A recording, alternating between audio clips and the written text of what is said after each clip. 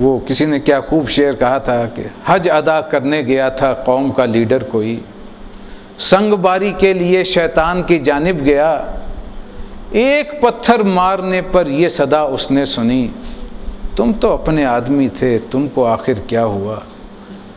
وہ کیفیت نہ کہیں خدا نہ خواستہ پیدا ہوتی۔ بعض لوگ ہوتے ہیں وہاں اٹھا کے نہیں، لوگوں کے جوتے رہ جاتے ہیں، کچھ اور چیزیں رہ جاتی ہیں، اٹھا کے اسے مارنا شروع کر دیتے ہیں۔ یہ تو ایک استعارتاً پتھر مارے جاتے ہیں، حقیقت تو یہ ہے کہ اپنے دل سے شیطان کی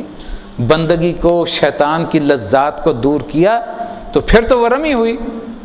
ورنہ تو پھر ایک کھیل کے طور پر جو لوگ ہنس بھی رہے ہوتے ہیں، کھیل بھی رہے ہوتے ہیں، بہت سے لوگ پتہ نہیں کس کس ذہن سے کر رہے ہوتے ہیں۔ حقیقت میں تو وہ جو کہ سیدنا ابراہیم علیہ السلام کو اس لعین نے 3 مقامات پر روکا تھا اس قربانی کے عمل سے،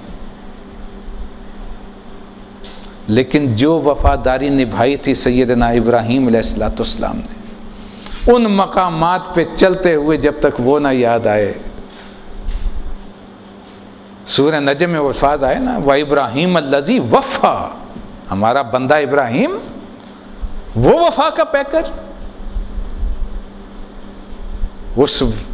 پیکر وفا کی سنت پہ عمل کرتے ہوئے اس کی ہر وفاداری انسان کے ذہن میں تازہ ہو، پھر اصل میں حج کی عظمت اور حج کی حقیقت انسان پر منکشف ہوتی ہے۔